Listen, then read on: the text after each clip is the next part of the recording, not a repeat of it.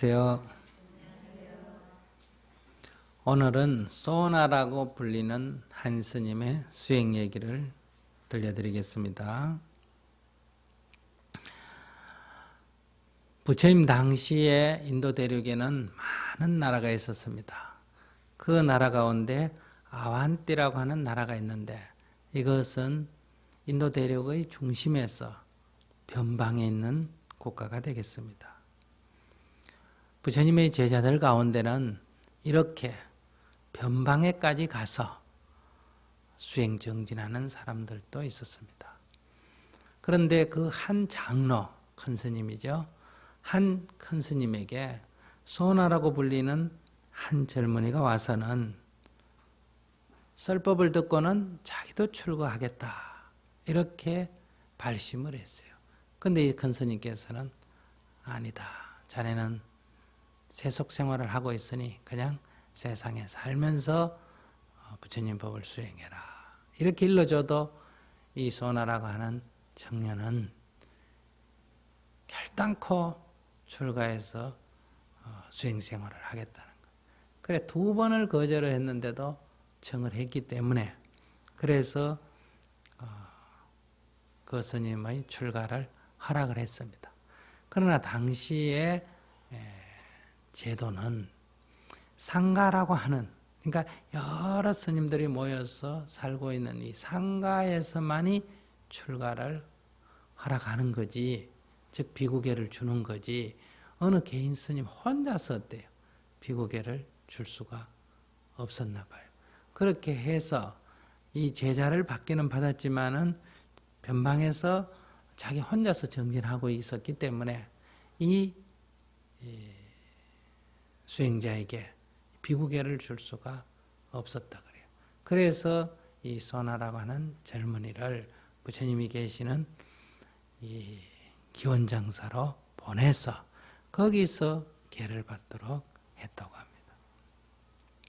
그래 이분이 이제 계를 받기 위해서 기원정사에 오신 거예요. 요즘식으로 말하면 한 작은 남자의 스승을 만나서 공부하다가 계를 받을 때는 이제 본사나 그렇지 않으면 총문에서 하는 1년에 한두 차례 하는 수계식 할 때 거기에 참가하기 위해서 이제 큰 절로 가게 됐다. 이렇게 이해하시면 될 것 같아요. 이렇게 해서 기원정사에 와서 부처님을 청견하고 부처님께 직접 설법도 듣고 이렇게 공부하니까 너무너무 기뻤어. 그래서 자기가 그 기쁨을 시를 지어서 노래를 했다 그래요. 이렇게 해서 이제 한마디로 말하면 훌륭한 스님이 됐어. 그래서 이제 계를 받고 자기가 살던 고향으로 돌아가려고 하는데 이때 부처님께 건의를 했다 그래요. 저처럼 이렇게 스님이 한두 분밖에 계시지 않는 또는 5번, 6번 소수로 아직 상가를 구성하지 못하고 있는 그런 곳에서 이 부처님의 가르침을 듣고 출가해서 계를 받으려면 너무 복잡하다 이거예요. 그래서 혼자서는 안 되더라도 5명의 큰 스님이 모여 계시면 하나의 수계를 할 수 있도록 비구계를 줄 수 있도록 이렇게 해 주시면 어떻겠습니까? 이렇게 부처님께 건의했을 때 부처님께서 승낙을 하셨다고 합니다. 그러니까 우리가 사람이 본사에 있을 때는 정상적인 절차를 밟아서 스님이 되지만은 외국이라든지 멀리 떨어져 있다든지 이런 특별한 경우에는 어때요? 거기에 맞게 이렇게 또 출가 스님이 되는 그런 길을 열어놨다 이렇게 말할 수가 있겠죠. 그러니까 불교는 아주 규칙이 엄격하고 원칙이 있지만은 그러나 무조건적인 그런 원칙을 강조하는 게 아니라 형편에 따라서는 융통성이 있었다. 이 융통성이라는 게 잘못하면 무질서하게 되는 게 되는데 무질서한 게 아니라 그 경우에 형편에 맞게 약간의 변화를 가지고 있었다. 이런 데서 좀 자유로웠다고 말할 수 있겠죠. 그래 이분이 이제 고향으로 돌아갔는데 원래 결혼도 해서 아마 부인도 있고 그랬나 봐요. 그런데 부처님 법을 만나가지고 집을 버리고 출가를 했으니까 부모님으로부터 많은 꾸중도 듣고 또 실망도 주고 이렇게 했는데 이렇게 훌륭한 스님이 돼서 돌아오니까 그 어머니가 이제 비록 스님이긴 하지만은 아들이 존경받는 사람이 돼서 돌아오니까 어머니의 마음이 바뀌셨다 그래요. 그래서 그 어머니가 아들이 설법을 잘한다 하니까 아들에게 설법해 주기를 청했다고 합니다. 그래서 이제 아들이 어머니를 위해서 설법을 하는데 많은 사람들이 모여서 이제 설법을 듣게 됐나 봐요. 아마 어떤 절에서 정사에서 설법을 했나 봐요. 그러니까 이 어머니가 아들의 설법을 듣기 위해서 큰 부잣집이라 그래요. 그냥 집에다가 종만 하나 남겨놓고 집 지키는 종만 한 사람 남겨놓고 가족들과 다 데리고 이제 아들의 설법을 들으러 갔다는 거예요. 근데 이 집이 워낙 부자인데 이 부잣집은 원래 담장도 넣지 않습니까? 그죠? 이 경전이 기록에 보면 7겹으로 담장을 쌓았다 그래. 7겹으로 담장을 이렇게 7겹으로 쌓고 그 대문마다 다 또 사나운 개를 둬가지고 어떤 도적도 침범하지 못하도록 했고 거기다가 더 나아가서는 이 담장 밖에다가 수로를 팠다 그래요. 수로를. 그 물을 채워놔서 사람이 건너오지 못하도록. 여러분들이 이거 보셨죠? 자금성이나 중국도 그렇고 우리나라도 큰 성벽에 가면 반드시 성벽 밖에 뭐가 있습니까? 수로가 있습니다. 못 들어오게. 그렇게 하고 그 물 바닥에는 이렇게 수원을 깔아놨다 그래요. 그러면 이제 물을 건너려고 들어갔다가 또 다치지 않습니까?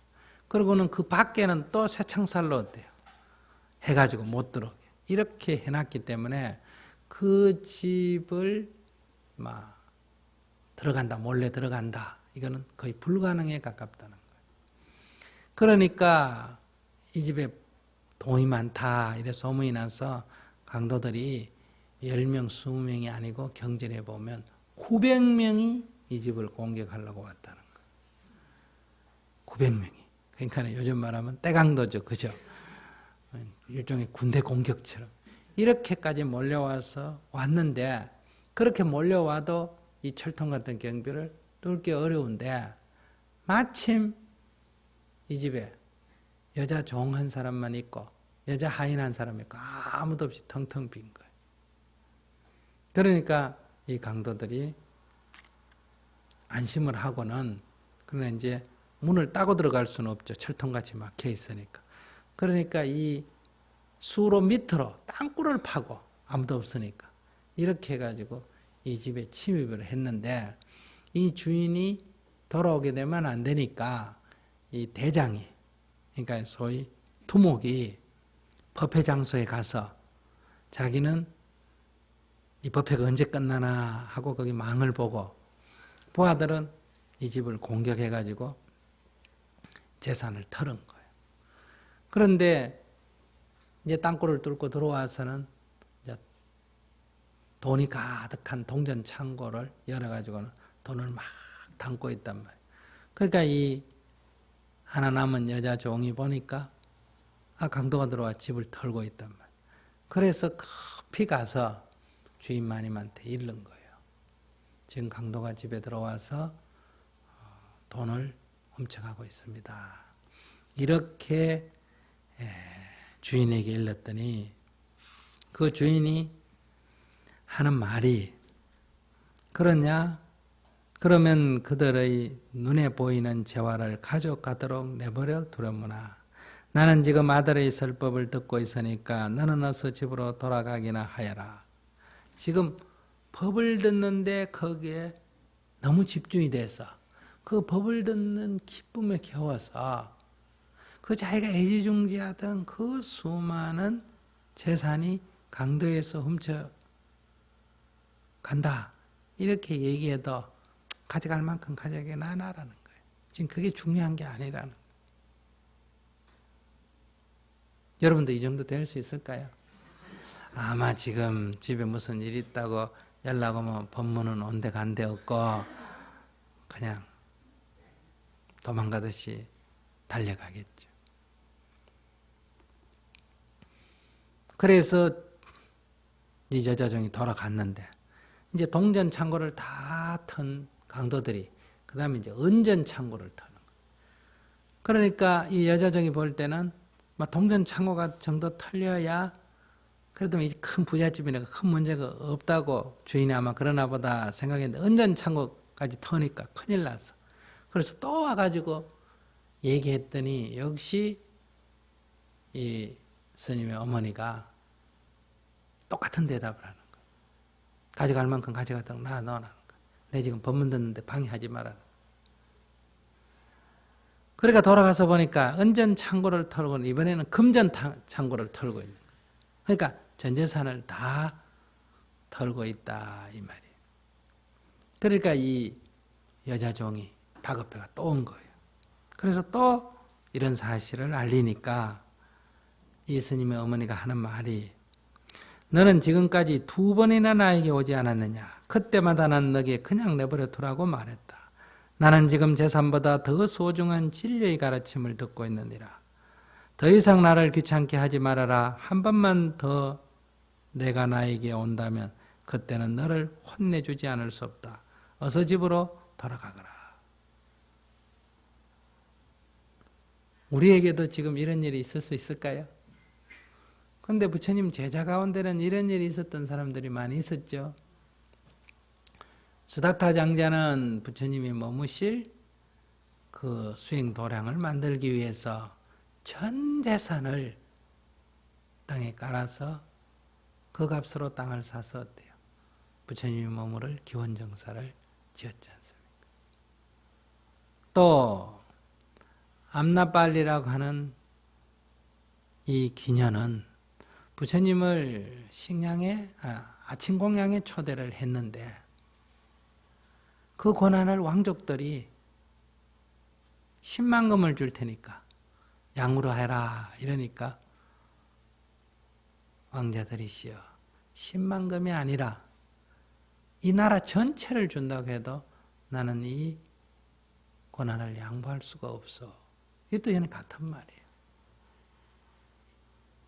법의 이치를 깨달으면 이런 지위나 재물이나 이런 것들하고 이건 비교할 수가 없는 거예요. 그런 데서 지금 법을 듣고 그 즐거움에 그 법에 만끽해 있는데 지금 그런 도둑 얘기를 하고 있으니까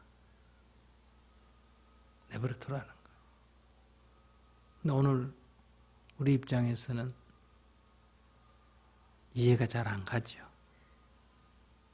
그러나 이것은 여러분들이 이제 앞으로 경험을 해야 할 일이다. 그런데 문제는 이 부인을 감독하기 위해서 지켜보고 있던 이 두목이 이 3번의 이 문답을 지켜보고는 생각이 바뀐 거예요. 이 사람이. 이런 사람의 돈을 만약에 내가 훔쳐간다면 저 인드라 신의 벼락을 맞을 거다. 우리로 말하면 천벌을 받을 거다. 그러니 부하들에게 얘기해서 다 돌아갔다 놔라고. 다 돌아갔다 놔라고. 이렇게 돌아갔다 놓고는 와서 이 부인에게 법회가 끝나자 용서를 빌었어. 저희 죄를 용서해 주십시오. 그러니까 부인이 그게 대체 무슨 말이요? 저는 마님의 재산을 다 훔치고 또 마님을 죽이려고 했습니다. 이것은 법회가 중도에 끝나거나 해서 또는 이런 알림이 있어서 이 부인이 훔치는 중에 집으로 온다면 이 두목은 어떻게 하려고? 죽여버리려고 한 거예요. 그러니까 만약에 재산이 아까워서 법회를 듣다가 돌아갔으면 막 죽었다 이거예요.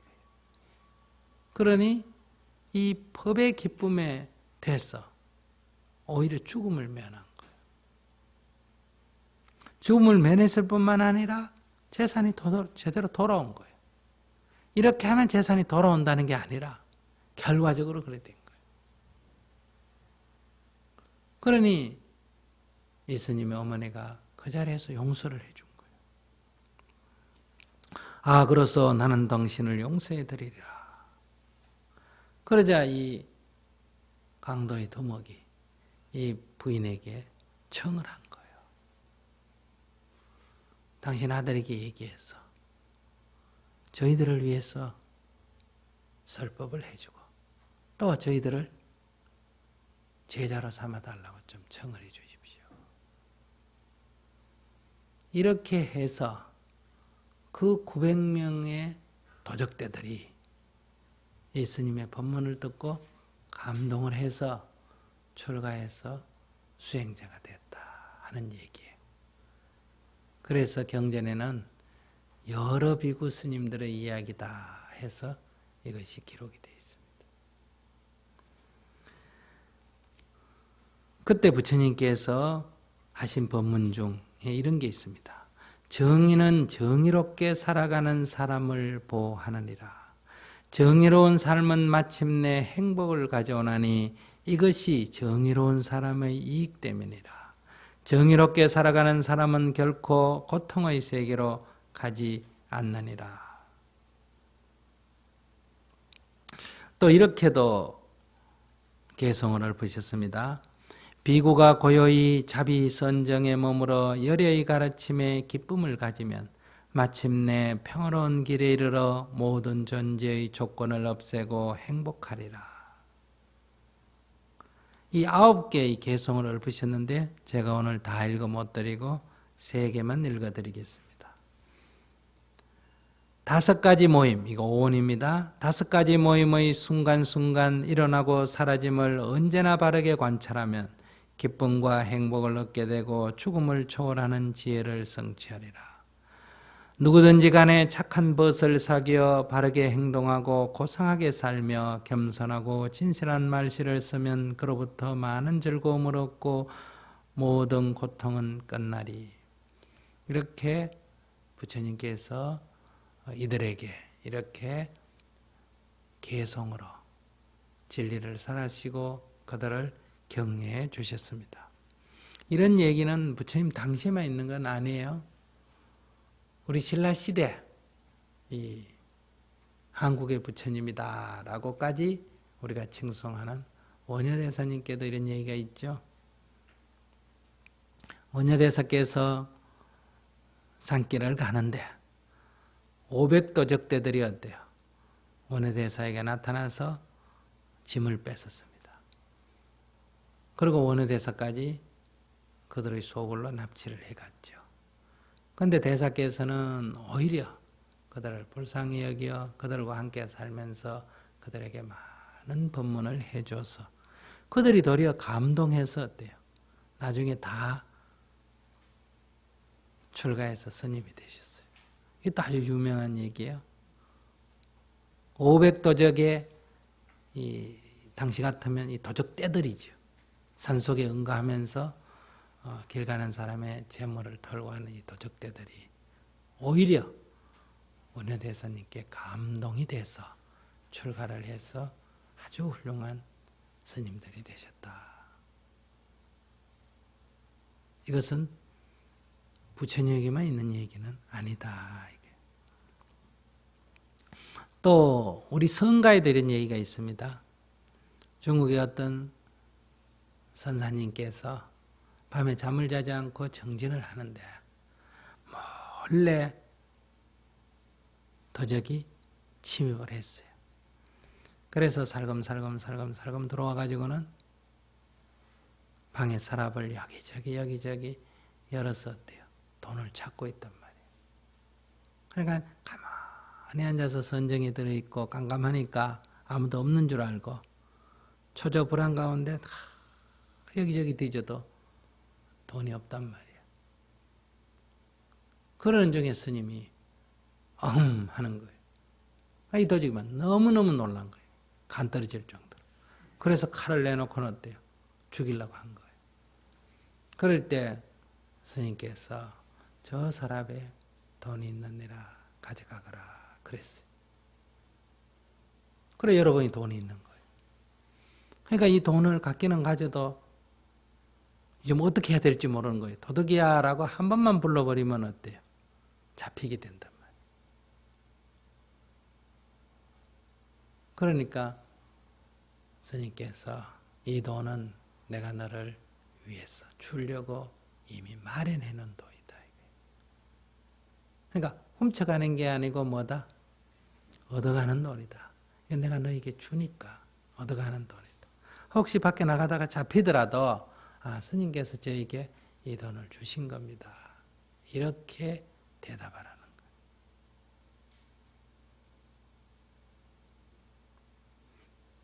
이렇게 우리 될까요? 근데 부처님께서는 이보다 더한 일도 하셨습니다. 춘다가 부처님께 공양을 올렸는데 그 공양에 독성이 있어서 부처님이 그걸 드시고 돌아가시게 되셨을 때 많은 사람들이 춘다를 원망했죠. 춘다도 괴로워했죠. 그래서 부처님께서 뭐라고 하셨어요? 이 세상에 제일 큰 공덕이 있는 공양은 두 가지가 있다. 하나는 부처님께서 깨달음을 얻기 직전에 드신 공양이고 하나는 부처님께서 열반에 드시기 직전에 드신 공양이다. 어떤 사람이 나에게 독을 줘서 내가 독을 먹고 죽었다면 그 독은 내가 마지막 먹은 공양 맞죠? 그렇습니까? 예. 그러니까 열반에 들기 직전에 먹은 공양이 바로 이 세상에서 제일 큰 공덕이 있다고 선언하심으로 해서 춘다는 이 세상에서 제일 큰 공덕이 있는 공양을 올린 사람이 됐단 말이에요. 그래서 우리는 지금도 춘다의 공양이라고 칭송하지 않습니다. 우리가 독이 든 음식을 미리 알고 안 먹었다든지 독이 든 음식을 먹고 토했다든지 먹고도 끄떡없다든지 이런 거는 많이 있습니다. 이런 기적은. 그러나 그 음식을 먹고 죽으면서도 그를 용서해 주는 게 아니라 그를 칭송하도록 이렇게 마음 씀씀이를 쓴 사람은 제의 짧은 식견으로는 부처님 빼고는 아무도 못 봤어요. 바로 이것이 부처님의 위대함이고 부처님이 우리에게 보여주신 기적이다.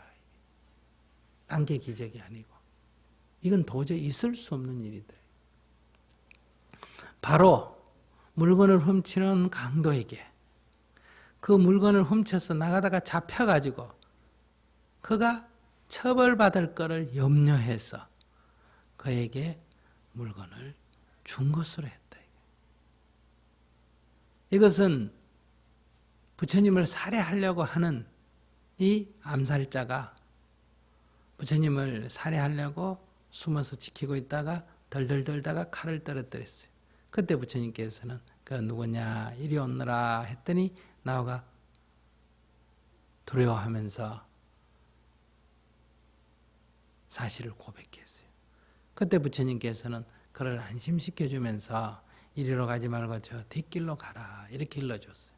왜냐하면 이 암살자를 보낸 사람은 이것이 탄로나지 않기 위해서 부처님을 죽이고 나오면 두 사람을 시켜서 이 사람을 죽이고 또 네 사람을 시켜서 또 두 사람을 죽이고 또 여덟 사람을 시켜서 또 네 사람을 죽이고 이렇게 해서 소위 말하면 증거 인멸을 하려고 했단 말이에요.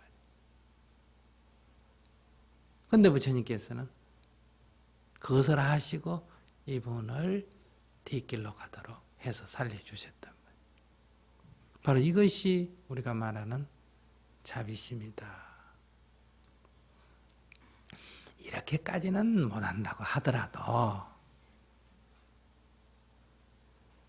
나하고 한 이불 밑에 사는 남편이 좀 늦게 온다고 용서해 줄 수 있지 않아요?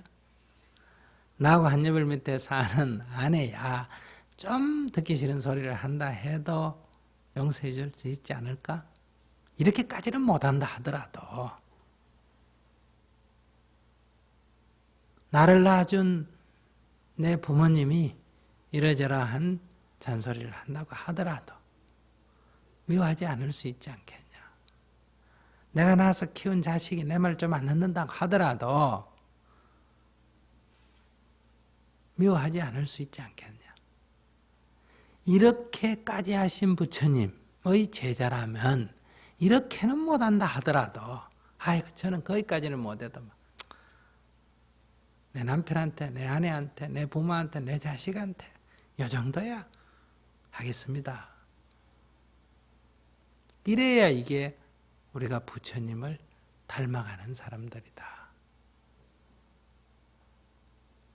이런 데서 우리가 내가 그렇게까지는 못한다 하더라도 같은 나라 사는 다른 민족도 아니고 다른 인종도 아니고 경상사람, 전라사람, 전라사람, 경상사람 또 여당은 야당을, 야당은 여당을 한국 사람은 북한 사람을, 북한 사람은 남한 사람을 이 정도는 우리가 서로 용서하고 이해하고 살아갈 수 있지 않는가. 불자라면 말이에요.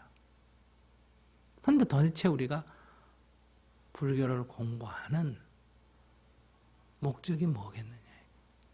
오늘 우리 불자들이 하는 행동을 보면 저도 포함해서 수준이 좀 문제야. 수준이. 이런 부처님의 제자답게 부처님처럼은 못한다 하더라도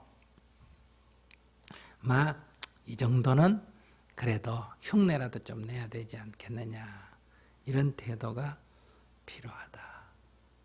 그러나 우리는 이 법의 귀에서 깨달음을 얻은 이 번뇌가 사라지는 이런 경험을 하게 된다면 이런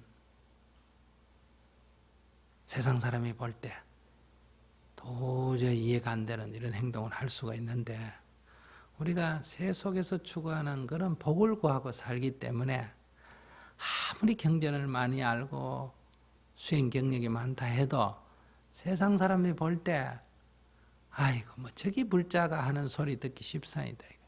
도무지 세상 사람과 차이 나는 그런 일을 우리가 하지 못한다. 재물에 대한 욕심도 그대로 있고 지위에 대한 욕심도 그대로 있고 명예에 대한 욕심도 그대로 있고 몸에 대한 집착도 그냥 있고 그러잖아요. 이렇게 말하는 내 자신도 아직도 우리가 그것을 극복하지 못하고 있다. 그러면 우리가 그것을 극복하기 위해서 노력은 해야 된다 이 말이에요. 그러지 못한 자신을 보고 좌절해도 안 되고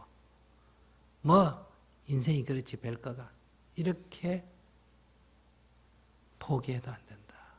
바로 이런 부처님과 부처님의 제자들의 삶을 우리가 도달해야 할 목표로 두고 그러지 못한 이 현실로부터 한 발 한 발 나아가야 된다.